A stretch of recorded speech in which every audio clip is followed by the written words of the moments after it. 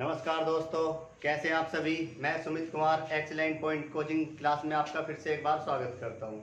तो कल हमने क्या पढ़ा था, आधुनिक इतिहास में क्या जो उधम सिंह था, उधम सिंह ने किस तरीके से भारत को आज़ादी के लिए और लगभग 21 साल बाद जो जलियांवाला बाग हत्याकांड हुआ था उसका बदला लिया था। और ऐसे कितने क्रांतिवीर आए और वो शहीद हो गए, लेकिन उनके बाद में जो था, जब भारत आज़ाद हो गया था 15 अगस्त 1947 को, तो एक डेट थी उस समय 3 जून 1947। ये डेट बहुत महत्वपूर्ण है। तो आपने थंबनेल देख लिया होगा, जम्मू कश्मीर। तो आइए शुरू करते हैं। जम्मू कश्मीर 3 जून 1946। तो क्या हुआ 3 जून 1946 को, जब लॉर्ड माउंटबेटन और सर रेडक्लिफ भारत में आए और इन्होंने क्या किया, भारत और पाकिस्तान का सीमा रेखा का निर्धारण किया और उसको दो अलग अलग राष्ट्रों में बांट दिया, जो भारत और पाकिस्तान के बीच।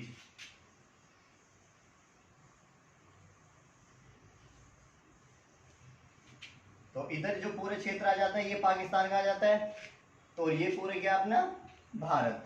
तो भारत की स्थिति उस समय इस तरीके की थी। और ये जो लाइन थी ये वाली, एक व्यक्ति थे सर रेडक्लिफ, और उन्होंने 3 जून 1946 में क्या किया, भारत और पाकिस्तान का बंटवारा कर दिया। और इधर ये पाकिस्तान हो गया और इधर ये भारत हो गया। लेकिन इधर का जो क्षेत्र था ये वाला, ये भी क्या था, पहले पाकिस्तानी था। ये पश्चिमी पाकिस्तान और ये पूर्वी पाकिस्तान। वर्तमान में ये 1971 में बांग्लादेश बना, लेकिन पहले क्या था, ये भी पाकिस्तानी था। तो क्या स्थिति आई, क्यों ऐसा हुआ कि भारत और पाकिस्तान के बीच में क्या जम्मू कश्मीर का विवाद हुआ, तो उसको हम थोड़ा डिटेल में पढ़ेंगे। थोड़ा जो उस समय जो थी कुछ रियासतें थी, जब भारत 15 अगस्त 1947 को आजाद हो गया, लेकिन आजाद होने के बाद में भारत में लगभग बहुत सारे अनेक टुकड़े थे। जिस तरीके से आज भी भारत में बहुत सारे टुकड़े हैं, लगभग आप जिनको कहते हो 28 राज्य और 8 केंद्र शासित प्रदेश, तो ये भी क्या है, भारत के टुकड़े हैं। लेकिन इन टुकड़ों को ही मिला के क्या बनाया गया, एक भारत देश बनाया गया। तो उस समय क्या था, भारत जब आजाद हो गया था 15 अगस्त 1947 को, उसके बाद में भारत में बहुत सारे अनेक टुकड़े थे। और उस समय जो टुकड़े थे लगभग 565 टुकड़े में भारत बटा हुआ था। ये छोटे छोटे टुकड़े थे, लेकिन इनमें 565 में जो 539 थे उनको तो भारत में शामिल कर लिया गया। लेकिन जो 3 उस समय के जो महत्वपूर्ण टुकड़े थे, जो रियासतें थी, जम्मू कश्मीर,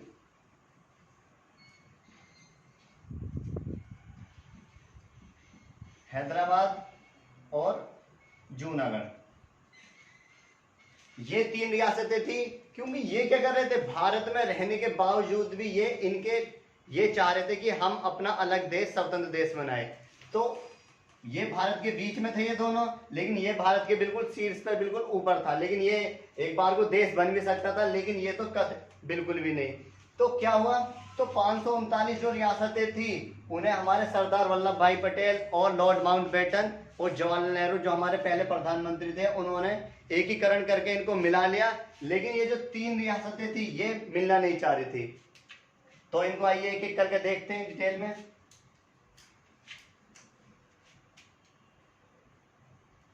जम्मू कश्मीर,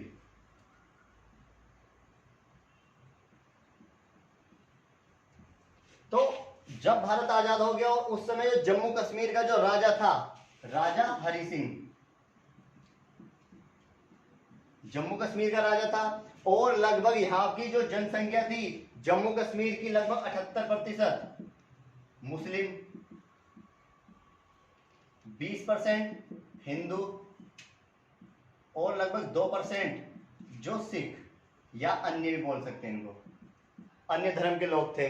तो उस समय जो जम्मू कश्मीर की स्थिति थी, इतने लोग थे, लगभग 78% मुस्लिम थे और 20% हिंदू थे और 2% जो अन्य धर्म के लोग जो जम्मू कश्मीर में बसे हुए थे। लेकिन यहाँ का राजा कौन था, हरि सिंह, और ये कैसा था, एक हिंदू शासक था। अब इसको देखते हुए ये कभी भी नहीं इसने सोचा कि मैं अपना विलय किसमें करूंगा, भारत में। इसने बोल देता है कि या तो मैं अपना स्वतंत्र देश बनाऊंगा या फिर मैं किसी में नहीं मिलूंगा। यहाँ की जनता भी इसके साथ थी, क्योंकि ये जैसा चाहता था और जनता भी ऐसी चाहती थी कि हाँ भाई मुझे किसी में नहीं मिलना, मुझे अपना स्वतंत्र देश अलग बनाना है। तो क्या हुआ यहाँ पे, तो जब यहाँ पे लॉर्ड माउंटबेटन और सरदार वल्लभ भाई पटेल और वीपी मेनन ये जो जा रहे थे लॉर्ड माउंटबेटन, तो उसी समय पहुंच गए सरदार वल्लभ भाई पटेल इनके पास में, लॉर्ड माउंटबेटन के, कि आपने भारत को लगभग 300 वर्ष तक लूटा, कम से कम जाते जाते एक अच्छा कार्य तो कर जाओ। तो उन्होंने कहा लॉर्ड माउंटबेटन ने कि बताओ क्या करें, कि करने क्या, ये जो 565 रियासतें हैं इनको 539 तो हमने मिला लिया है, लेकिन ये जो 3 महत्वपूर्ण रियासतें इनको भारत में मिलाकर चले जाओ, नहीं तो भारत के अनेक आज भी टुकड़े रह जाएंगे। तो उसी समय हुआ क्या, लॉर्ड माउंटबेटन ने कहा ठीक है मैं चलने के लिए तैयार हूं। तो लॉर्ड माउंटबेटन सरदार वल्लभ भाई पटेल और जवाहरलाल नेहरू,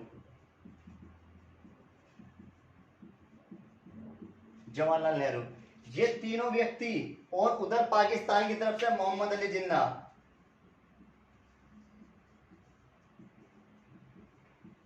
अली जिन्ना, ये चारों व्यक्ति सीधे कहां पहुंचते हैं, हरि सिंह के पास में। और हरि सिंह के पास में पहुंचने के बाद में जो लॉर्ड माउंटबेटन था ये कहते हैं हरि सिंह से कि आप भारत में मिलना चाहते हो। तो हरि सिंह ने कहा कि नहीं, मैं किसी में नहीं मिलूंगा, मैं अपना अलग स्वतंत्र देश बनाऊंगा।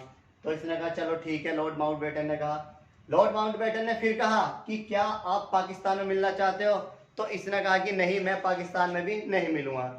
तो इसने कहा कि मैं अपना अलग देश बनाऊंगा। अब इन्होंने कहा लॉर्ड माउंटबेटन ने कि ठीक है आप अपना अलग देश बना लो, लेकिन शर्त यह है कि आप अगर नक्शे में देखोगे भारत की स्थिति,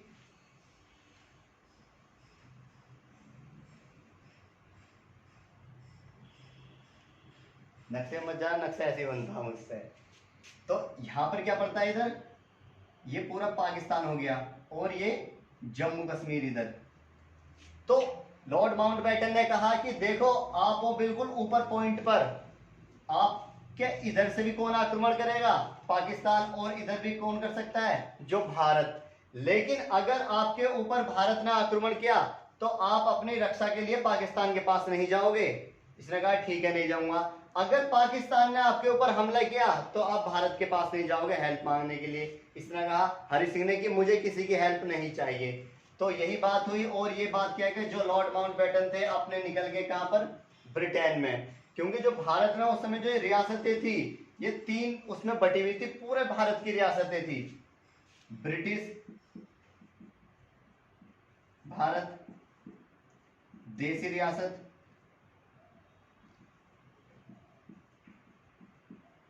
और विदेशी रियासत।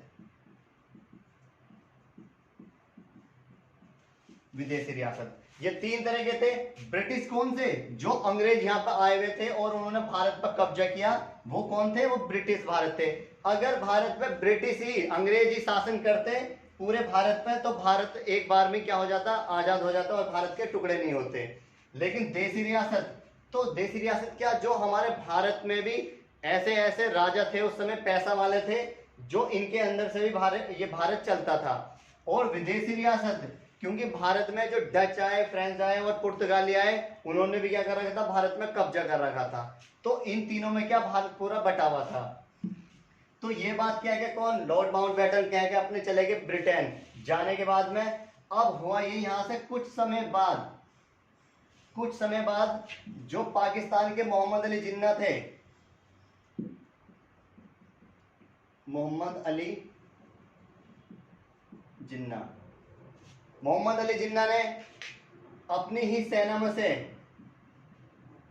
पाकिस्तान की सेना में से कुछ कबीले तैयार किए, और वो आर्मी के थे इनके, और जो सेना में से एक व्यक्ति था उस समय, अकबर खान। ये सेना में से निकला, और सेना में से निकलने के बाद में इसने छोटे छोटे कबीले बनाने शुरू कर दिए। कबीले कैसे कबीले बनाए इसने, कि ये जो कबीले आते थे इनमें लोग भर्ती होते थे, और इनमें ग्रुप बनते थे कि 20-20, 25-25 लोगों के ग्रुप बनते थे, और ये कबीले, इनको समझाया जाता था कि आप क्या हो, आप पाकिस्तान के लिए क्या हो, बहुत अच्छे हो, और आपको क्या मतलब स्वर्ग प्राप्त होगा अगर आप मर भी गए तो आप सेना में भर्ती हो। क्योंकि ये पाकिस्तान के लिए क्या थे, देशभक्त थे। भारत के लिए आतंकवादी है, लेकिन वहां के लिए क्या थे, सेना में भर्ती थे। जिस तरीके से हमारे भारतीय हैं उनको हम क्या बोलते हैं, शहीद बोलते हैं, जो शहीद हो जाते हैं। लेकिन जो पाकिस्तानी है वो इनको शहीद बोलते थे उस समय। तो हुआ यही, जो अकबर खां के नेतृत्व में यहाँ से पाकिस्तान से चले बहुत सारे कबीले, छोटे छोटे कबीले चले, और चलने के बाद में ये सीधे कहाँ पर, जम्मू कश्मीर में प्रवेश कर जाते हैं। यहाँ पर जैसे यहाँ प्रवेश करते हैं जम्मू कश्मीर में, अब जम्मू कश्मीर का राजा कौन था, हरि सिंह। तो ये कबीले क्या कर रहे थे, यहाँ पे जम्मू कश्मीर की जो जनता थी, लोग थे, उनकी पिटाई कर रहे थे और उनके साथ छीना झपटी कर रहे थे, चोरी डकैती वो करने इन्होंने प्रारंभ कर दिया था। हरि सिंह को ये बात पता चली, हरि सिंह ने कुछ छोटी मोटी सेना वैना भेजी, लेकिन उनसे कुछ फायदा नहीं हुआ और ये कबीले आगे बढ़ते गए। और जो हरि सिंह था ये रहता था श्रीनगर में, श्रीनगर में रहता था। और लगभग ये जो कबीले थे, ये सब सपोज करो यहाँ श्रीनगर है और कबीले कहाँ तक आ गए, यहाँ तक आ गए। और श्रीनगर से जो कबीलों की 5 किलोमीटर इतनी दूरी रह गई थी, बिल्कुल कबीले ये पहुंचने वाले थे श्रीनगर में, मतलब राजा हरि सिंह के पास में। तो तब ही क्या किया इसने, हरि सिंह को डर लगा कि कहीं ऐसा ना हो ये मुझ पर भी आक्रमण कर दे, और तुरंत ही हरि सिंह ने यहाँ से श्रीनगर से दिल्ली एक पत्र भेजा और उसने कहा कि मेरी रक्षा करें, और मुझ पर जो पाकिस्तानी है उन्होंने कबीलों ने आक्रमण कर दिया। तो यहाँ पे जो उस समय कौन थे, सरदार पटेल और जवाहरलाल नेहरू।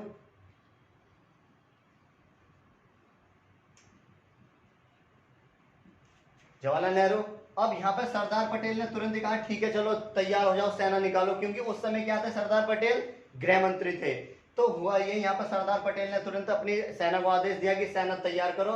तो बीच में कौन बोल पड़े, जवाहरलाल नेहरू, और इन्होंने कहा कि रुको, सेना बाद में निकालना, लेकिन आप याद करो कि जब लॉर्ड माउंटबेटन थे बात हुई थी कि अगर आपके ऊपर पाकिस्तान आक्रमण करेगा तो हम आपकी सहायता नहीं करेंगे, तो हम क्यों जाए वहां पे। तो यहाँ पे सरदार पटेल ने एक पत्र फिर लिखा दिल्ली से ही हरि सिंह के पास में, और कहा कि हम आपकी रक्षा तब तक नहीं करेंगे जब तक आप एक विलय पत्र पे हस्ताक्षर नहीं कर दोगे और उसमें नहीं लिख दोगे कि मैं अपनी इच्छा से जम्मू कश्मीर को किसमें मिलाना चाह रहा हूं, भारत में। तो वही ये वो पत्र यहाँ पहुंचता है, और पत्र में जो हरि सिंह था कहता है कि ठीक है आ जाओ, और मैं इस पत्र पे सिग्नेचर करने के लिए तैयार हूं। और शाम के 6 बजे सरदार पटेल जाते हैं जम्मू कश्मीर, और जाने के बाद में उस विलय पत्र पे हस्ताक्षर करवाते हैं कि मैं अपनी इच्छा से जम्मू कश्मीर का विलय किसमें चाहता हूँ, भारत में चाहता हूँ। अब हुआ ये, जब ये बात होगी और जो सरदार पटेल थे अपने भारत आ गए, आने के बाद में अब हरि सिंह को डर था कि मैंने जम्मू कश्मीर का विलय किस में कर दिया, भारत में कर दिया, कहीं ऐसा ना हो भारत भी मेरी रक्षा न करे और पाकिस्तान तो मुझ पर आक्रमण कर ही रहा है। तो यहाँ पर हरि सिंह का एक गार्ड था, गार्ड को बंदूक दे दी और कहा कि अगर सुबेरे 5 बजे तक भारतीय वायुसेना आ गई तो ठीक है, नहीं तो मुझ में तू गोली मार दे, नहीं तो मैं तुझ में गोली मार दूंगा, मार देना। क्यों, मैं तू तेरे हाथ से मरना पसंद करूंगा, लेकिन इन कबीलों के हाथों से कभी भी मरना पसंद नहीं करूंगा। और हुआ यही, 5 बजे से पहले ही जो सरदार पटेल थे ये सारी सेना अपनी भेज देते हैं यहाँ पर, और भेजने के बाद में और यहाँ पे जो कबीले थे उनकी यहाँ से मार मिटाई मतलब पिटाई शुरू कर दी, और पिटाई करने के बाद में अब ये कबीले कहाँ पर उल्टे भागने लगे यहाँ पर पाकिस्तान में। जैसे भागने लगे अब कुछ कबीले यहाँ पर बस गए, आकर ज्यादा बस गए थे यहाँ पर कबीले। अब जो भारतीय सेना थी वो भारतीय सेना यहाँ तक रुक गई, वो यहाँ भारतीय सेना और इधर कबीले। अब हुआ ये, यहाँ पर जब ये ना तो कबीले हटने को तैयार और ना ही सेना हटने के लिए तैयार, अब दोनों कौन, मोहम्मद अली जिन्ना और भारत की तरफ से सरदार पटेल, ये दोनों और जवाहरलाल नेहरू, तीनों व्यक्ति पहुंचते हैं यूएनओ पहुंचते और यहाँ पे कहते हैं कि देखो जी हमारे बीच बात हुई थी कि इस तरीके से कि कोई भी लड़ाई झगड़ा नहीं करेगा, लेकिन जम्मू कश्मीर पर हमला किसने कर दिया, पाकिस्तान ने।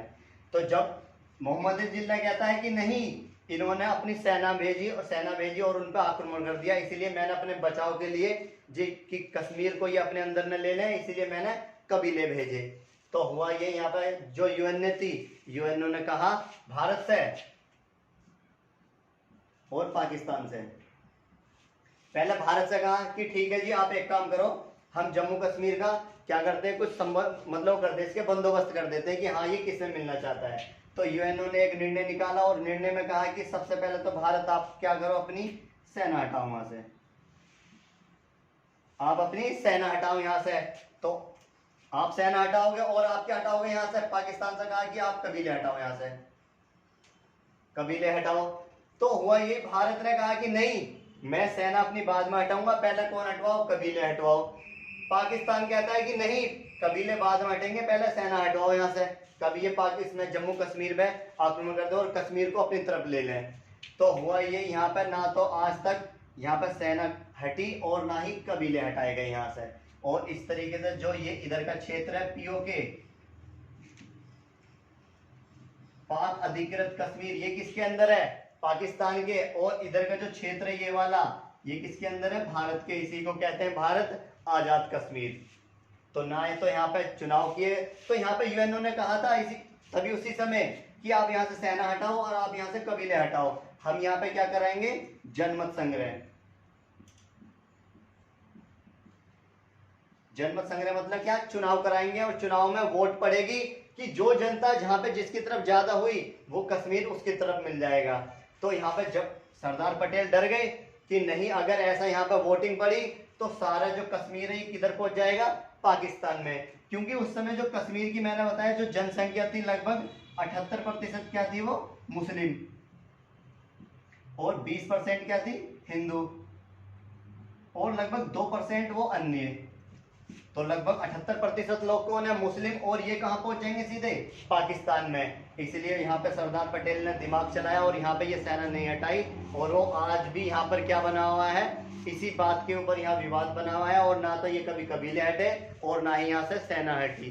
भारत ने जो 370 हटाई थी वो सिर्फ ये वाला ही क्षेत्र था, ना कि पीओके वाला क्षेत्र। वहां पे आज भी किसका अधिकार है, वो पाकिस्तान का। उस ये जो नक्शा है इधर का, ये पूरा वाला, ये वाला क्षेत्र है, पाकिस्तान इसे अपने नक्शे में दिखाता है और भारत इसे अपने नक्शे में दिखाता है। और सच बात तो ये, यहाँ पर ये कबीले आज भी वहीं पर है, इनका कुछ निर्णय नहीं निकला। तो ये क्या था, पहला जम्मू कश्मीर। इसी तरीके से दो रियासतें और थी,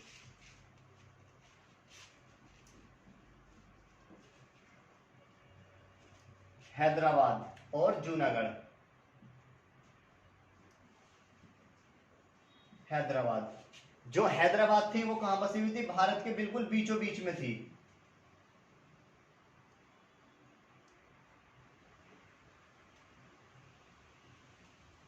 यहां इधर क्या बना, यहां पर आंध्र प्रदेश, और आंध्र प्रदेश के यहीं पर क्या है, ये तेलंगाना, तेलंगाना, और तेलंगाना के ऊपर क्या है यहाँ पर, ये हैदराबाद। और हैदराबाद में उस समय पोलो गेम खेले जाते थे बहुत अधिक। तो ये देखो यहाँ पर, और उस समय जो यहाँ पे हैदराबाद का जो राजा था, यहाँ पे जो राजा तो नहीं थे लेकिन हाँ यहाँ पे निजाम रहा करते थे। निजाम, ये निजाम क्या थे, ये उस समय जो राजा महाराजा थे, तो उसी समय के ये निजाम जो थे, राजा महाराजा, इन्हीं को कहा जाता था निजामों को। तो यहाँ पे ये थे। तो लेकिन इसी के ही एक सेनापति था, कासिम रिजवी। कासिम रिजवी इसका सेनापति था।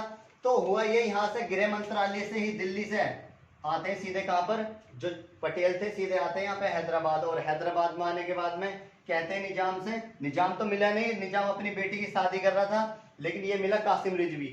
और इससे कहा कि हाँ जी, कहाँ है तुम्हारे निजाम, हम दिल्ली से आए हैं और गृह मंत्रालय से आए हैं, लेकिन हम किसका विलय चाहते हैं, जो हैदराबाद है उसको किसमें मिलाना चाहते हैं, भारत में। तो यहाँ पे कासिम रिजवी ने कहा कि नहीं, जो निजाम है वो अपनी लड़की की शादी कर रहे हैं, अभी बिजी हैं। तो यहाँ से जो सरदार पटेल थे, सरदार पटेल की यहाँ से बेइज्जती की इसने, कासिम रिजवी ने, और यहाँ से ये चले गए।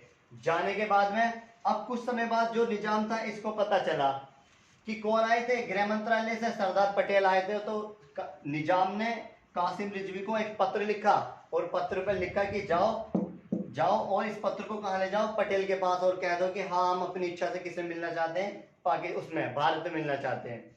तो ये कासिम रिजवी ने क्या किया, यहाँ से चला, लेकिन जाने के बाद में सरदार पटेल से उल्टी सीधी बात की, लड़ाई झगड़े वाली, कि जो निजाम है वो भारत में मिलना नहीं चाहते, लेकिन हम किस में मिलेंगे, पाकिस्तान में। तो सरदार पटेल ने कहा, ओए तेरे जैसे बहुत निजाम देखे हमने, बहुत कान पीटे, देखा नहीं उसका जम्मू कश्मीर का क्या हाल किया हमने, तो ठीक तेरा भी वही हाल होगा। तो यहाँ पे इसने कहा कि ठीक है कोई बात नहीं, देख लेंगे, उसे भी देख लेंगे। अब वही यहाँ से ये कासिम रिजवी बात करके दिल्ली से और सीधे कहाँ पर आ जाता है। आने के बाद इससे बोलते हैं निजाम से कि वो तो इस तरीके से आक्रमण करने के लिए कह रहे हमें तुमसे विलय पत्र पे हस्ताक्षर नहीं करने, हम तो सीधा आक्रमण करेंगे यहाँ पे। अब हुआ यही जो निजाम था, ये इसने सोचा और कासिम रिजवी ने कि हम अपना जो विलय करेंगे किस में करेंगे, पाकिस्तान में करेंगे, क्योंकि पाकिस्तान कहाँ था, यहाँ पर, और ये क्या था पहले, पूरी पाकिस्तान, पूरी पाकिस्तान, और ये भी क्या था, हैदराबाद। और जूनागढ़ कहां पर है, बिल्कुल यहाँ पे जो गुजरात में पहले जूनागढ़ में था, मतलब गुजरात में जूनागढ़ है, तो वो ये, और ये क्या है, पाकिस्तान।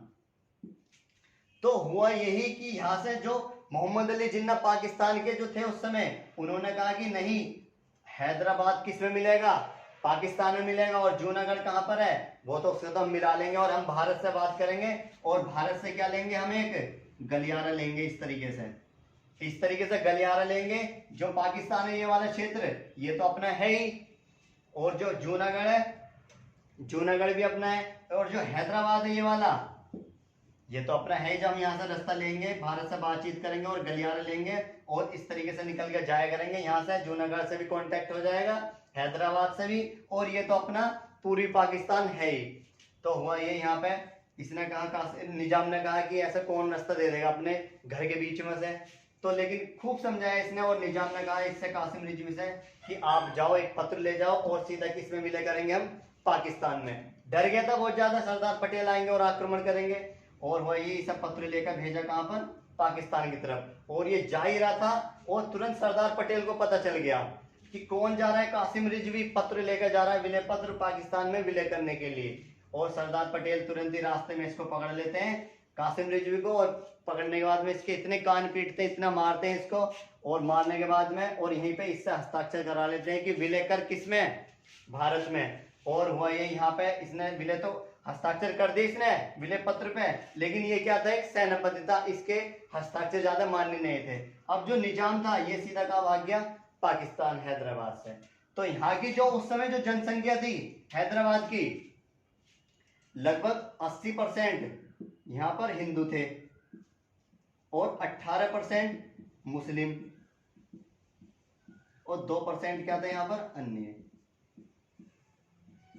अब यहाँ पर सरदार पटेल ने सोचा कि ये बहुत अच्छा मौका है, तो यहाँ पर हुआ यही, हैदराबाद के ऊपर इन्होंने पुलिस कार्यवाही उठाई सरदार पटेल ने, और पुलिस कार्यवाही के दम पे जो हैदराबाद था उसका विलय किसमें किया, भारत में किया। पूछ लेता है कि हैदराबाद का भारत में विलय कैसे किया, तो पुलिस कार्यवाही के दम पे किया। देखो यहाँ का हैदराबाद का शासक कौन था, मुस्लिम, लेकिन जनसंख्या कैसी थी, वो हिंदू, और जम्मू कश्मीर की जनसंख्या मुस्लिम थी, लेकिन राजा क्या था, हिंदू। वहां का उसका बिल्कुल विपरीत था यहाँ पर। और पुलिस कार्यवाही के दम पर जो हैदराबाद था इसका विलय किसमें किया, भारत में किया। और जो अंतिम जो थी तीसरी रियासत, जूनागढ़, जूनागढ़, जूनागढ़ बिल्कुल गुजरात के बिल्कुल मध्य में, मिड पॉइंट पर यहाँ थे, यहाँ पर जूनागढ़। और जूनागढ़ का जो उस समय राजा था महावत खां,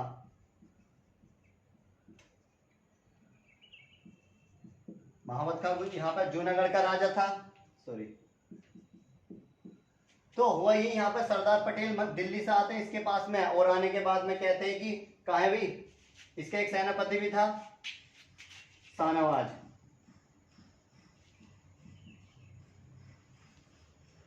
शाहनवाज, और शाहनवाज के ही एक पुत्र था, चलो नाम ध्यान नहीं आ रहा, शाहनवाज था, और शाहनवाज इसका सेनापति था महावत खां का।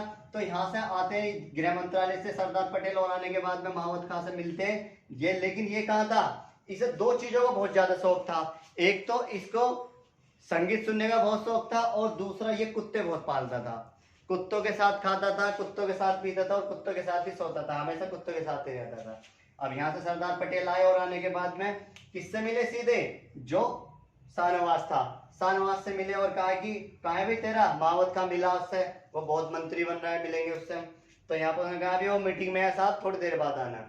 तो मीटिंग उन्होंने सोचा, सरदार पटेल ने, चल बेटा कोई बात नहीं, 1 घंटे कर ले, 2 घंटे कर ले, कभी तो मीटिंग खत्म होगी, देखेंगे उसे भी नेता बनना अपना आपे में। और हुआ ये, यहाँ से जैसी मीटिंग खत्म हुई, लेकिन यहाँ पे जो सरदार पटेल थे बैठे रहे बैठे रहे बैठे रहे, बहुत समय हो गया। सरदार पटेल अब यहाँ से उठ के गुस्से में चले गए अपने वहां पर भारत, उसमें दिल्ली मंत्रालय में।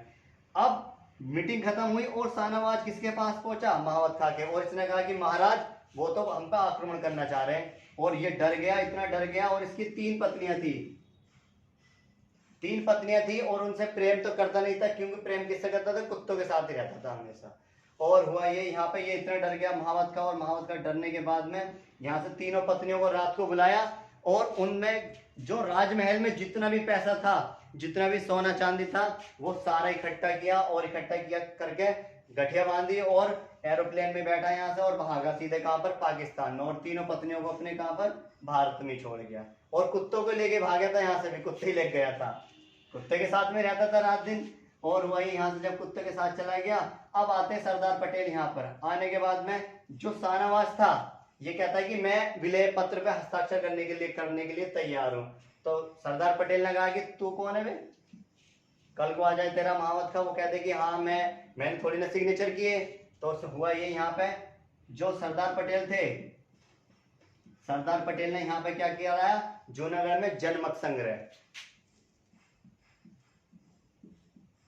जनमत संग्रह, क्योंकि यहाँ पे जो हैदराबाद में जो जनसंख्या थी उस समय लगभग 50% हिंदू थे और 50% ही यहाँ पे क्या थे? मुस्लिम थे। बराबर का था बिल्कुल हिसाब किताब पे। हाँ, जूनागढ़ में। और यहाँ पे जनमत संग्रह कराया और वोट पड़वाई यहाँ पर, और वोट के दम पे क्या किया? जूनागढ़ को जनमत संग्रह के अनुसार भारत में इसका विलय किया। और इस तरीके से जो तीनों रियासतें थी, ये बड़ी बड़ी, इन तीनों रियासतों को भारत में जो सरदार पटेल थे उन्होंने इसका एकीकरण कराया। ये सरदार पटेल ने ही, अगर ये नहीं होते तो ये भारत के आज भी बहुत सारे टुकड़े होते, और इनके ही इसमें बहुत बड़ा योगदान रहा है भारत के एकीकरण करने में। ठीक है, तो बहुत है आज के लिए, कल फिर मिलते हैं एक नई क्लास के लिए। और कल से अब आधुनिक इतिहास खत्म हो जाता है यहीं से, और अब हम जो शुरू करेंगे वो प्राचीन इतिहास शुरू करेंगे। ठीक है, तो डेली क्लास देखते रहिए आप। क्लास अच्छी लगी हो तो लाइक करें, शेयर करें और सब्सक्राइब ज्यादा से करें। धन्यवाद आज के लिए।